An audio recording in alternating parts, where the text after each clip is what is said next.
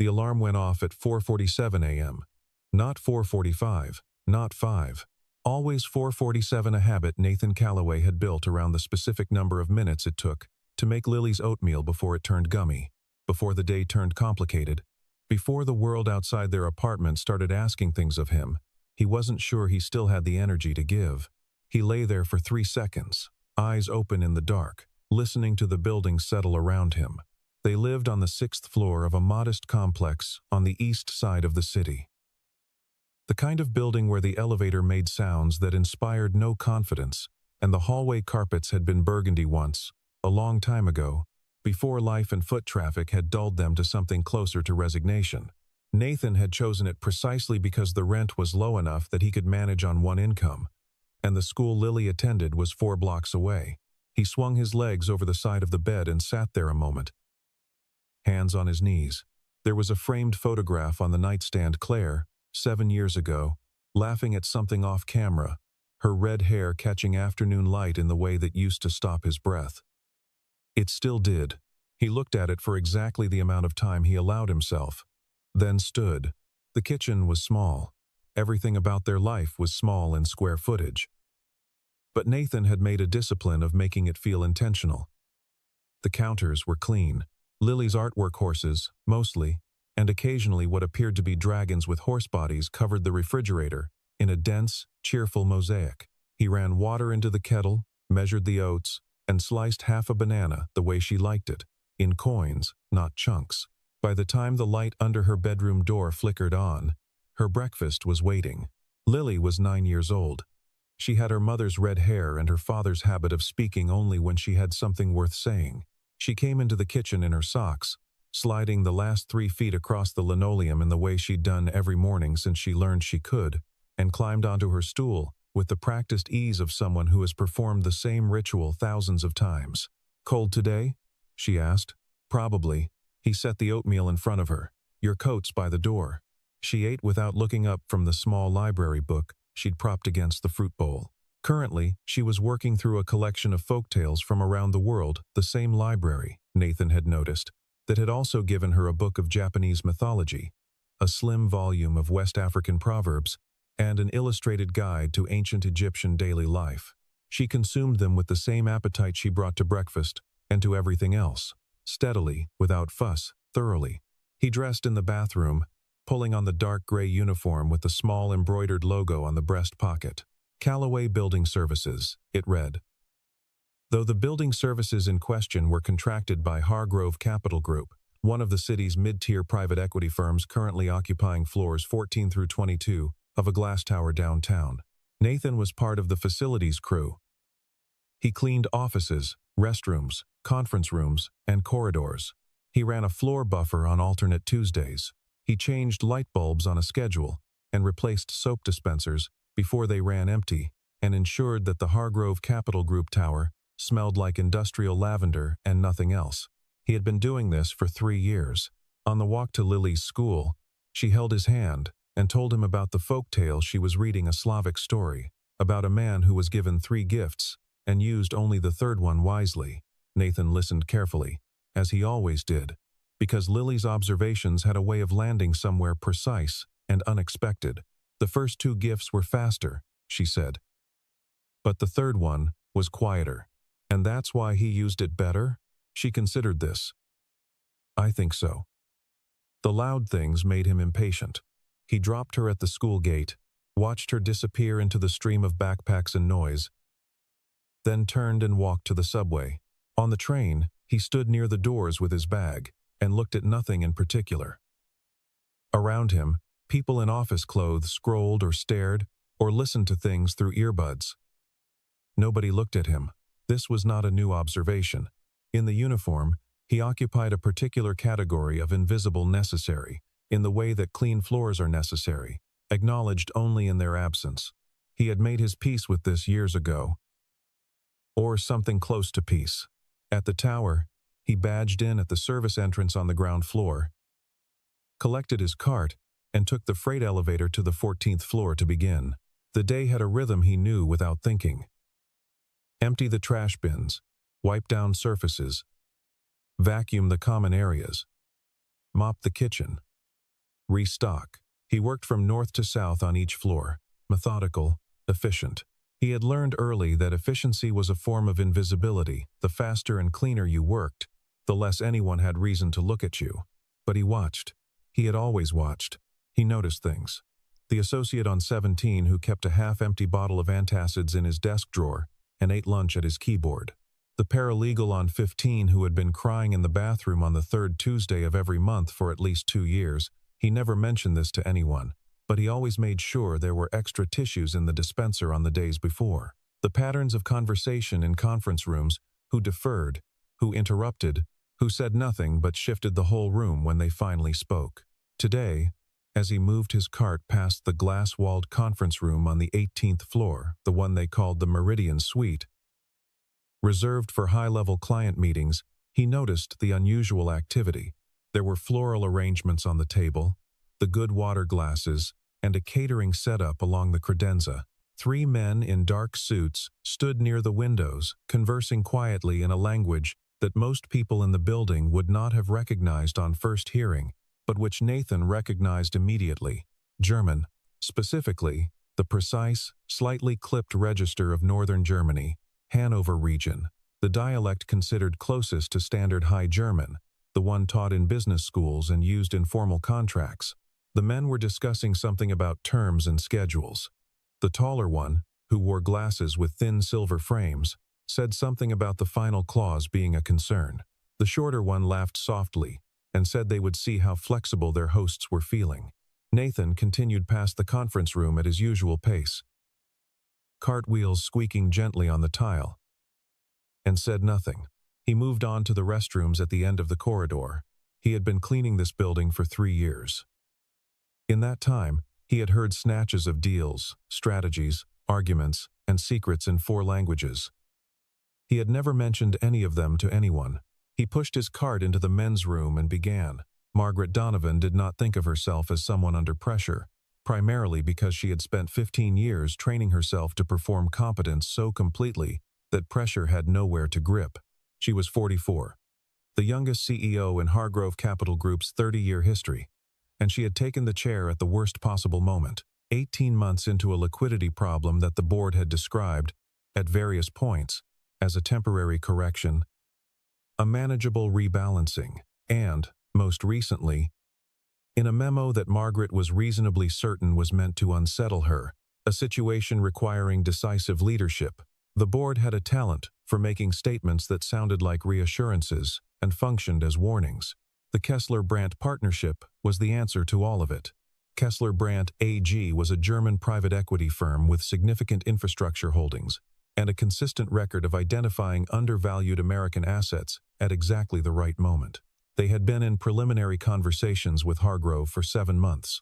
The proposed joint venture, a $50 million co-investment framework targeting mid-market manufacturing acquisitions, would immediately shore up Hargrove's balance sheet, provide Kessler-Brandt with the U.S. market access they'd been seeking, and demonstrate to the board that Margaret Donovan was not merely managing a decline, but actively constructing something new. The partnership required, above all, a flawless first meeting. Margaret had prepared for it the way she prepared for everything that mattered. Exhaustively. She had read every public filing Kessler-Brandt had ever submitted, studied the professional histories of the 3 principals who would be attending, commissioned a briefing on German business culture and negotiation norms, and hired a professional interpreter, a woman named Sandra Pierce, who came recommended by 2 separate investment banks as the best German business interpreter on the Eastern Seaboard. Sandra Pierce charged $400 an hour. Margaret had authorized it without blinking. The morning of the meeting, Margaret arrived at the tower at 6:30 a.m. She reviewed the term sheet with her general counsel, walked through the conference room setup, approved the catering, and confirmed the schedule with her assistant, a meticulous young man named Derek Holt, 3 times. At 8:15, the Kessler-Brandt delegation arrived. Dieter Vogel, the managing partner, who was tall and wore the silver-framed glasses. Karl Brun, his deputy, shorter and with a quality of watchful stillness that Margaret had noticed in the best negotiators she'd ever faced. And a younger associate named Felix Werner, who appeared to be there to take notes and learn things. Margaret greeted them at the elevator in German. She had exactly one sentence of German, which she had memorized. Herzlich willkommen bei Hargrove. Wir freuen uns sehr, Sie kennenzulernen. She delivered it correctly. Dieter Vogel smiled politely. Karl Brunn nodded. The sentence did what it was designed to do, which was establish goodwill and then immediately run out. They settled into the conference room. Coffee was poured. Derek arranged documents. The catering trays were positioned correctly. Everything was as it should be. At 8:45, 15 minutes before the meeting was scheduled to begin, Margaret checked her phone for the third time and found no message from Sandra Pierce. At 8:52, she asked Derek to call her. The call went to voicemail. Derek called 4 more times between 8:52 and 9:03. Voicemail, voicemail, voicemail, voicemail, voicemail. The meeting was scheduled for 9. At 9:01, Margaret excused herself from the conference room calmly, the way she did everything in public, and stepped into the small anteroom adjacent, where Derek was already working through his phone with the focused desperation of someone who understands that a problem is now his to solve because it is in front of him. "She's not answering," he said. The sentence contained a particular quality of understatement that Margaret recognized as the beginning of panic being managed. "I know." She looked at the ceiling for approximately 2 seconds. Options. Derek had a list. He'd already tried the interpreter agency they kept on retainer. No one with German fluency available on 2 hours' notice. He'd called a colleague at another firm who had in-house German speakers. But the colleague's assistant had said he was in Boston. He'd found 3 German language professors at the university across the city, none of whom had answered. "There's a language service app." "No," Margaret said. "It might be. For a $50 million contract with a firm that chose us partly because we represent precision and reliability?" "No." Derek closed the app. Through the glass wall of the conference room, Margaret could see the Kessler-Brandt delegation. Dieter Vogel had removed his phone and was examining something on it with the neutral expression of a man who is comfortable waiting and equally comfortable leaving. Karl Brunn was speaking quietly to Felix Werner. Their body language was not hostile, but it had shifted from the warmth of the initial greeting to something more carefully contained. They had flown from Frankfurt for this meeting. They were not accustomed to waiting. One of the junior associates, a young woman named Chelsea Marsh, who had been with the firm for 11 months and was currently completing a project related to the Kessler-Brandt due diligence materials, volunteered that she had taken 2 years of German in college. Margaret looked at her. "How much German?" Chelsea hesitated. "Enough to order food." "Maybe." Margaret turned back to the window. The afternoon light fell across the floor of the anteroom in a long rectangle. And in it, she could see the reflection of the conference room. And in the conference room, she could see everything she had built over 15 years, either holding its shape or beginning, very slowly, to shift. She had grown up in a household that did not have the option of waiting for someone else to solve problems. Her father had driven a delivery truck. Her mother had cleaned other people's houses. Margaret had been the first person in her family to attend a 4-year university, and she had done it by refusing to acknowledge the possibility that she couldn't. She had carried that refusal through law school, through 2 firms, through 5 positions of increasing responsibility, to this room on this morning, with a $50 million handshake about to dissolve because a professional interpreter had not picked up her phone. She pressed both palms flat against the wall and breathed. In the conference room, Dieter Vogel set down his phone and said something to Karl Brunn. Karl Brunn glanced toward the anteroom. "Miss Donovan," it was Derek, very quietly. She straightened, turned. In the doorway between the anteroom and the main corridor stood Nathan Calloway. His cleaning cart parked at an angle behind him. He was holding a folded cloth in one hand. His expression was the same as it always was, attentive, unhurried, slightly watchful. "I'm sorry to interrupt," he said. He looked at Margaret. "I heard some of your conversation. I can help with the translation, if you need it." Chelsea Marsh made a small sound. Derek blinked. Margaret looked at the man in the gray uniform for one long moment. She did not know his name, though he had cleaned the 18th floor for 3 years. "Excuse me?" Derek said. His voice had the precise quality of a person who is not being unkind, but who genuinely needs the statement to be repeated, because the version he heard cannot be the correct one. Nathan didn't repeat it. He waited. Chelsea said, less quietly than she intended, "He's the janitor." Nathan looked at her without particular feeling. Margaret raised one hand, not aggressively, just a small gesture that meant stop talking. She looked at Nathan with the evaluating attention she brought to everything that needed assessing rapidly, and without the benefit of prior data. "You speak German?" she said. "Yes." "Business German? Contract language? Financial terminology?" "Yes." "The people in that room are from Hamburg. They speak formally. Their managing partner is precise about language. I've read his public statements. He notices when people use imprecise formulations." Nathan said, "Ich verstehe. Präzision am Sprachgebrauch ist in diesem Kontext selbstverständlich." The anteroom went quiet. It wasn't just that the words were correct, it was the register, the slight formality, the comfort of a person who is not translating from English in their head but producing the language as its own thing. Margaret had enough linguistic instinct to recognize the difference, even without understanding the content. "What did you say?" she asked. "I said, I understand." Precision in language is a given in this context. Margaret looked at him for another 3 seconds. Derek opened his mouth. Margaret's hand came up again. She had been in enough rooms, made enough decisions, to know that the particular discomfort she was feeling, the resistance to this solution, based entirely on what the solution looked like, rather than what it could do, was exactly the kind of thinking that had kept people like her, father delivering packages until his knees gave out, while other people sat at tables and decided things. "All right," she said. "What's your name?" "Nathan. Nathan Calloway. Mr. Calloway." She straightened her jacket. "Would you give me 1 moment, please?" She went back into the conference room alone, smiled at the Kessler-Brandt delegation with the full wattage of her professional warmth, and apologized for the brief delay. She explained that there had been a last-minute change, their scheduled interpreter had a family emergency, and that they would be proceeding with a colleague. Dieter Vogel tilted his head fractionally. "A colleague, someone with whom we work closely," Margaret said. "I apologize for the disruption. I want to ensure you have the full context for our proposal today." Karl Brun said nothing. He watched.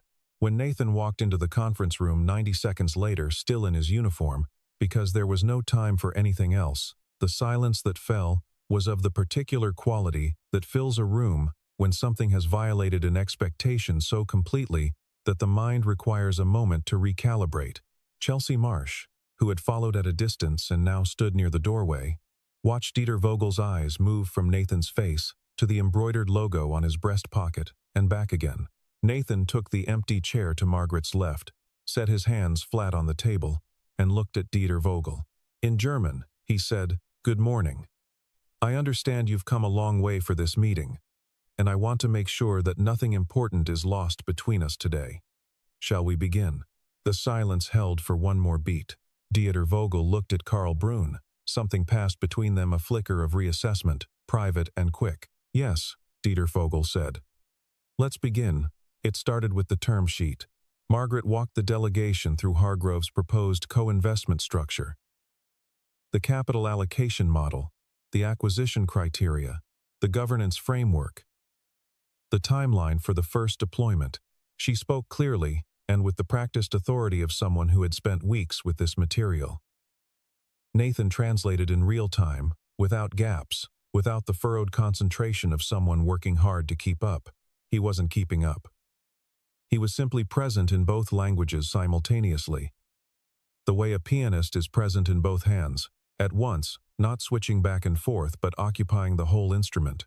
The Hargrove team, gathered around the far side of the table, watched with the careful attention of people who cannot verify what they are witnessing but can feel the quality of it. Chelsea Marsh, who had claimed 2 years of college German, could not follow the specifics but could hear the cadence, the naturalness of it, the absence of hesitation. What they could not fully appreciate, because they didn't have the language, was what Nathan was actually doing. Translation, at its most basic, is correspondence. Finding the word in one language that matches the word in another. But language in negotiation is never operating at its most basic.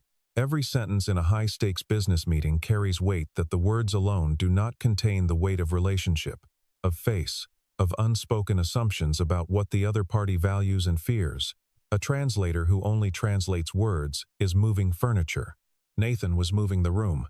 When Margaret described Hargrove's track record with manufacturing acquisitions, she used a phrase that was technically accurate, but carried, Nathan recognized instantly, a slightly self-congratulatory undertone that would read poorly to Kessler Brandt's Northern German sensibility, which prized understatement and was instinctively suspicious of anything that sounded like boasting. He translated the substance faithfully, but adjusted the register, flattening the self-promotion into quiet confidence. When Dieter Vogel described Kessler Brandt's investment philosophy, Nathan recognized a phrase that translated literally, "as we move carefully," which in English would sound either reassuring or slow, depending on tone, and rendered it "as we move with intention," which landed differently, purposeful rather than cautious, which was clearly what Vogel meant. Karl Brunn asked a question about the dispute resolution mechanism. Margaret answered. Nathan translated, then paused for exactly 1 second, not to think, but to allow the room to absorb the answer before Brunn could form his follow-up objection. And in that pause, Brunn nodded, instead of questioning further. These were small adjustments. They accumulated. Halfway through the presentation, Dieter Vogel asked Nathan a question directly. Not about the content of the meeting, but about his background. In German, conversationally, as though the meeting had briefly paused and they were two people talking. "You studied in Germany?" he said. "I lived there for 3 years," Nathan said in German. "I studied at Freiburg for a year before that, as an undergraduate. And I spent 2 years working for a firm that had significant German client relationships." "Which firm, if I may ask?" Nathan told him. Vogel's eyebrows rose slightly. "They closed their international desk in 12 years ago." "Yes." A small pause. Then Vogel smiled genuinely, for the first time since the meeting had begun. "They had very good people," he said. "They did," Nathan agreed. Karl Brunn was watching this exchange with the slightly more open expression of a man who has revised his assessment of the room and not yet decided what to do with the revision. Margaret did not understand the exchange. She waited. Nathan turned to her and said, quietly, "He asked about my background. We have a connection through a firm I worked at before. It's established some trust." Margaret looked at him. "Good," she said. "Yes," he said. "It is." The meeting continued. The Hargrove associates gradually stopped looking at Nathan's uniform. It came in the 3rd hour. The main structure of the deal had been agreed in principle. The catering had been refreshed. There was a quality of settled warmth in the room that had not been there at the beginning, the particular warmth of people who have moved from the formality of first contact to the more honest territory of actual negotiation. Karl Brunn had been quiet for most of the meeting. He had asked precise questions and listened to the answers, with the focused attention of someone who was not performing engagement, but actually engaged. Now he opened the folder in front of him, found a page near the back, and set it on the table with a deliberateness that everyone in the room recognized as intentional. He spoke in German. It was a long statement. Margaret watched Nathan's face while Karl Brunn spoke. Nathan's expression was attentive, neutral. He let Brunn finish completely before he said anything. Then he translated. The substance was this. Kessler Brandt wanted to revise the profit-sharing structure to give their firm a larger proportion of returns from the first 2 acquisitions, the ones with the lowest risk profile and the most predictable cash and flows, while Hargrove would carry a proportionally larger share of the risk on later, more speculative acquisitions. It was framed as a matter of capital efficiency. It was, in fact, an attempt to shift the risk-reward balance significantly in Kessler Brandt's favor at Hargrove's expense. "That's not what we agreed in the term sheet," Margaret said, keeping her voice even. Nathan translated. Brunn responded. Nathan translated. "He says the term sheet was a framework for discussion, not a binding structure." He says this revision better reflects the actual risk each party is carrying. Margaret looked at the table. Everyone in the room was very still. This was the pivot point. She had been here before. In different forms, in different rooms. The moment when the other party has presented a condition that is unreasonable, and the response will either concede too much or push too hard and shatter the goodwill that has been carefully constructed over the preceding hours. She looked at Nathan. He said, very quietly and in English, "May I?" She hesitated for exactly the amount of time that the hesitation required, and then nodded. Nathan turned to Karl Brunn and spoke in German. The statement took approximately 45 seconds. Nobody on the Hargrove side could follow it entirely. But the quality of it was unmistakable. It was not aggressive, not conciliatory, not defensive.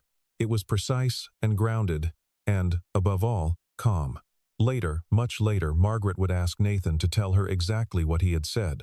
He had told Brunn, "I want to make sure I'm understanding your concern correctly, because I think there may be a different way to look at the same underlying issue. You're worried about risk concentration in the later acquisitions. That's a fair concern. But the reason the current structure is weighted the way it is because Hargrove is taking on more operational responsibility. In the first two acquisitions, they're providing the existing relationships, the regulatory clearances, the on-the-ground management.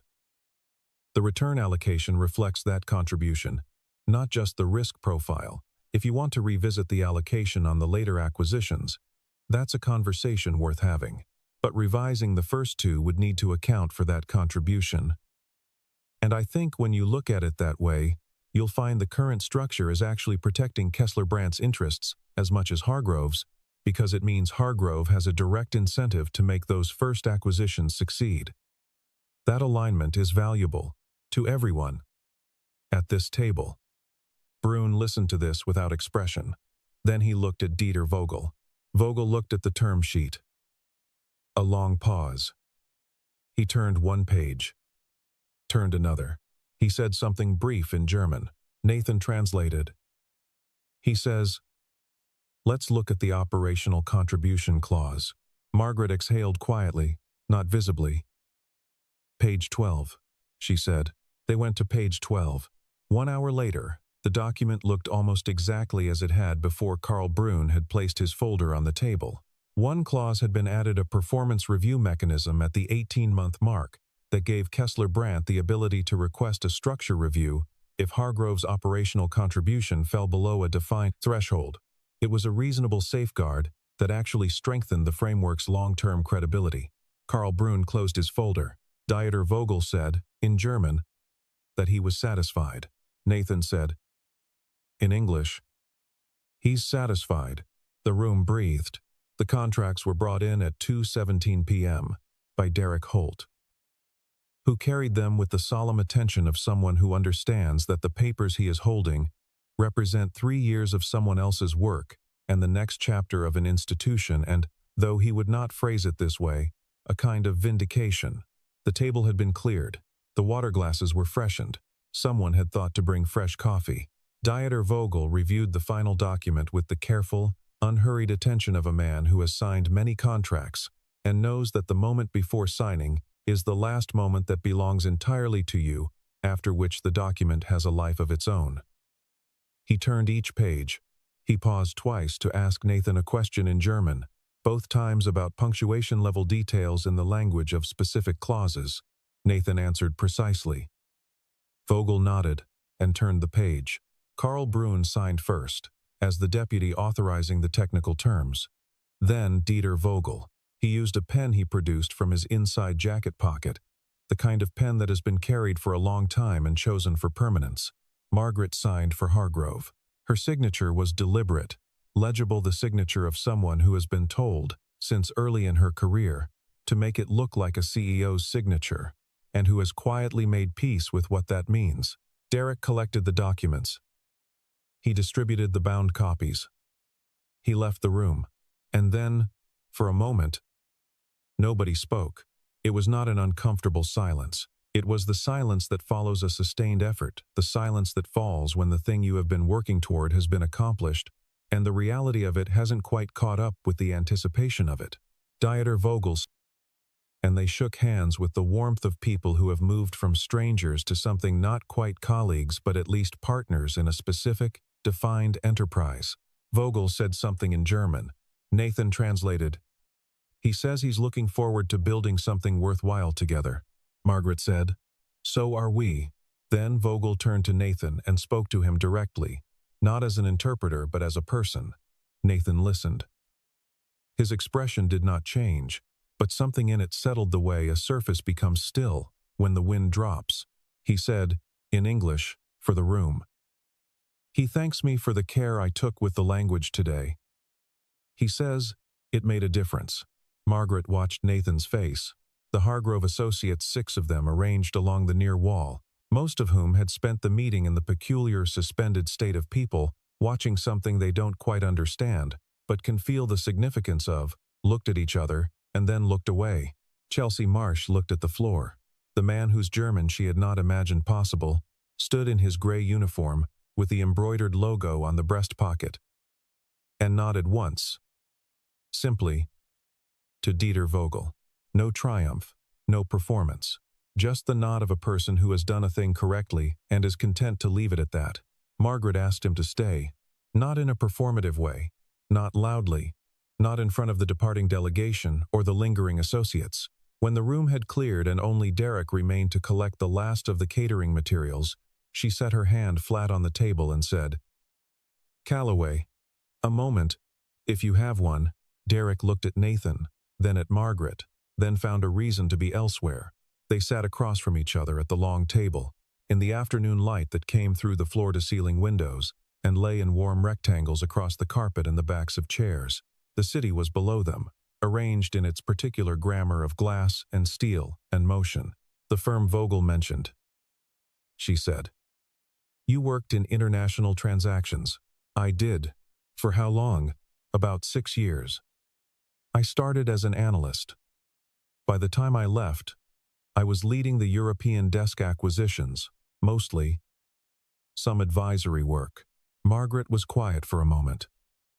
She had looked at him over the preceding 7 years because she had been at Hargrove for 7 years, though not always on this floor, with the glance of someone whose gaze moves past the uniform to the task it represents and moves on. She was doing something different now. She was actually looking. "Why did you leave?" she said. Nathan set his hands on the table. Outside, a cloud moved across the sun, and the rectangles of light on the carpet shifted and dimmed. "My wife was diagnosed," he said. "Glioblastoma brain cancer. Aggressive. She was 31. He paused. "We had a daughter who was 2. I took leave to manage her care. By the time she died, I'd been out of the field for 18 months, and the desk had been restructured. I could have fought my way back in.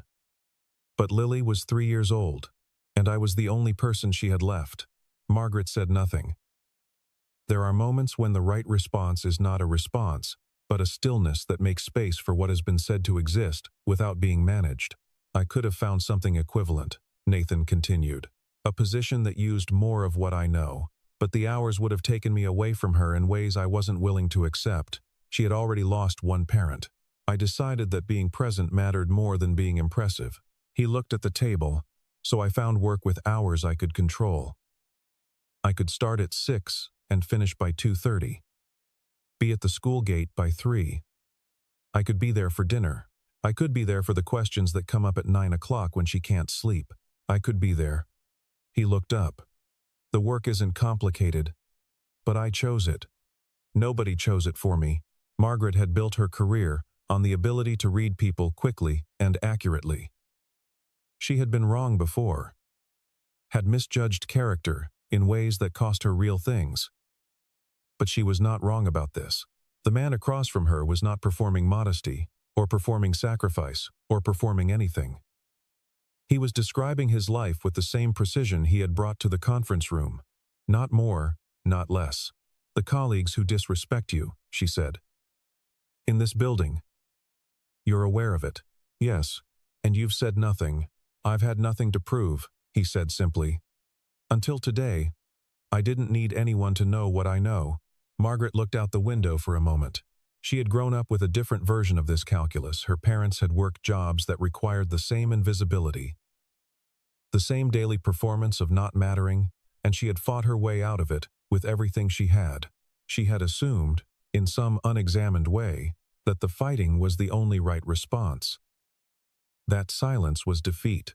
She was revising this, sitting across from Nathan Calloway in the afternoon light. "Your daughter," she said. "What is she like?" And, for the first time in the entire day, something in Nathan's face changed, not dramatically, not like a movie, but like a door that has been closed, opening just slightly, to show a room where there is warmth. "She's 9, he said. "She reads everything. She is much wiser than I was at her age, and is probably wiser than I am now." A pause. "She has her mother's laugh." Margaret looked at him for a moment. "I want to make you an offer," she said. He told Lily that night, after dinner. They had a ritual on evenings when something had happened worth telling. They did the dishes together, because the dishes were a contained space where conversation could happen without requiring eye contact, which Lily had decided at some point was a better arrangement for serious things. She washed. He dried. The radio played softly on the counter classical, always, because Claire had liked it, and they had kept the habit. "Something happened at work today," he said. "I know," Lily said. He looked at her. "How do you know? You sound different." She handed him a bowl. "Happier, I think. But also, like you're thinking hard about something." He dried the bowl. He told her about the meeting. Not all of it, not the details of the contract or the terms, but the shape of it. The interpreter who hadn't come. The offer he'd made. The hours in the conference room. The contract being signed. Lily listened the way she listened to everything. Fully, without interruption, with the focused quality of someone who is filing everything away. When he finished, she said, "Were you scared?" "No." He thought about it. "A little nervous. But mostly, it felt like something I already knew how to do. Like when I do long division," she said. "It feels hard. Until it doesn't." Something like that.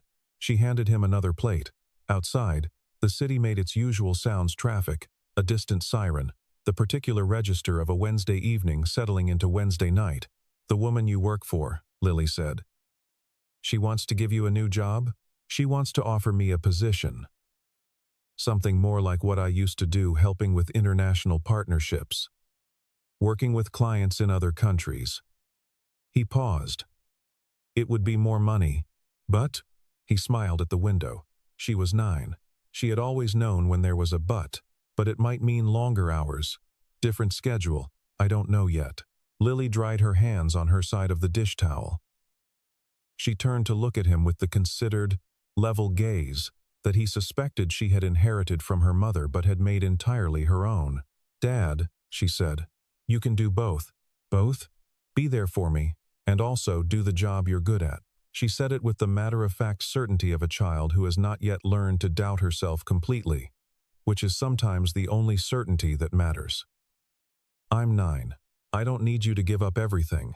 He looked at her. "Also," she said, turning back to the sink, "you should get paid correctly. It's weird that you weren't." He laughed, actually laughed, quietly, in the kitchen with the radio playing, and it was the kind of laughter that has something else in it. Something that is not quite relief but is adjacent to it. "When did you get so practical?" he said. "Probably from you," she said. He picked up the last glass and dried it and set it in the cabinet. "I'll talk to her tomorrow," he said. Lily nodded, satisfied. She hung up her side of the dish towel with the small final gesture of a person who has settled the matter. He accepted the position on a Thursday. Margaret had prepared for the negotiation with the same thoroughness she brought to everything. A clear offer. A written compensation framework. A description of the role that did not minimize what she was actually asking. She had been specific because she respected him enough to be specific. She wanted Nathan in a senior advisory capacity, focused on European partnerships, with a particular emphasis on German-speaking markets. She had also, because she was Margaret Donovan, and she thought in systems, already spoken to HR about flexible scheduling provisions. When he came to her office, he was still in his uniform. He had come from his morning rounds, which he had completed, because that was the job he was still doing until he was not. She thought this was consistent with everything else she had learned about him. He read the offer letter carefully. He asked 3 questions. About the scheduling flexibility, about whether the role would require travel and on what frequency, and about whether the company had a childcare support arrangement or would consider one. She said yes, no more than 4 trips a year, of no more than 5 days, and yes. He signed. She shook his hand across the desk. "Monday?" she asked. "Monday," he said. He finished his shift, returned his cart to the supply room on the 3rd floor, and left the building at 2:14 p.m., 16 minutes earlier than usual, because the supply room took less time than the 18th floor, and walked to the school to pick up Lily. She was waiting at the gate, backpack straps clutched in both hands, her red hair bright in the afternoon light. "Well?" she said. "Monday," he said. She nodded, as though this confirmed something she'd already decided. Then she took his hand, and they walked. The building continued. On the Monday, Nathan began his new role. He arrived at the 14th floor office suite that Derek Holt had arranged for him, with the conscientious thoroughness of someone making amends through logistics. It was a real office, a window, a desk, a chair, a nameplate that read Nathan Callaway, Senior Partnership Advisor, European Markets. He stood in the doorway for a moment. He had stood in doorways of offices like this before. He had stood in worse ones and better ones, at moments more important and less. He had stood in a doorway similar to this one, a long time ago, and turned around and walked away. And he had been right to do it. And the boy he had been then, still present somewhere in him, layered beneath everything that had happened since, would not have been able to understand the path from that doorway to this one. But he understood it. He sat down at the desk. He opened the laptop Derek had set up for him. He looked at his calendar, which already had a meeting with a Munich-based infrastructure fund on Thursday afternoon. In the drawer to his right, he had put one thing. The library book Lily had finished the collection of world folktales which she had pressed on him this morning, with the insistence of someone who considers book lending a serious transaction. The Slavic one, she had said. With the 3 gifts. Read it. He had not yet, but he would. A month after the signing, Dieter Vogel sent a note to Margaret. It arrived as a formal letter printed, not emailed, which was consistent with everything Nathan had told her about Vogel's preference for things that had weight. It said, among other things, that the first stage of the co-investment framework was proceeding well, and that Kessler Brandt remained enthusiastic about the partnership.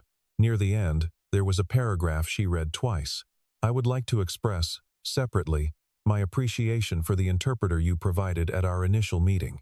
His command of the language was excellent, but more significantly, his understanding of what the language was trying to do on both sides of the table was exceptional. "In my experience, this is rarer than fluency.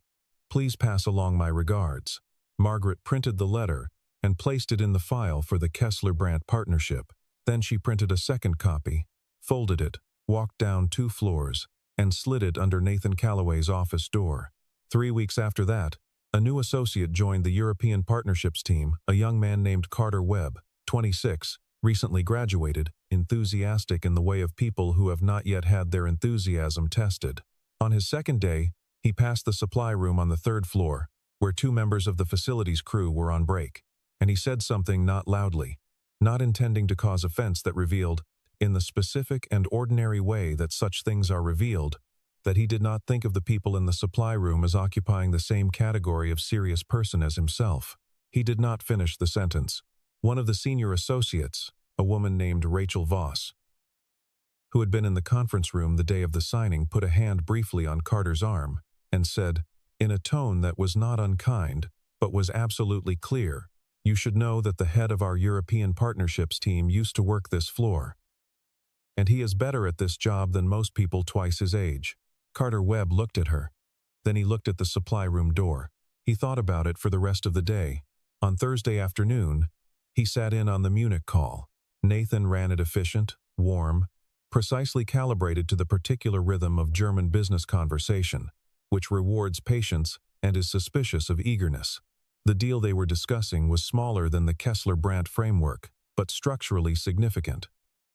By the end of the hour, the foundations for a new partnership were in place.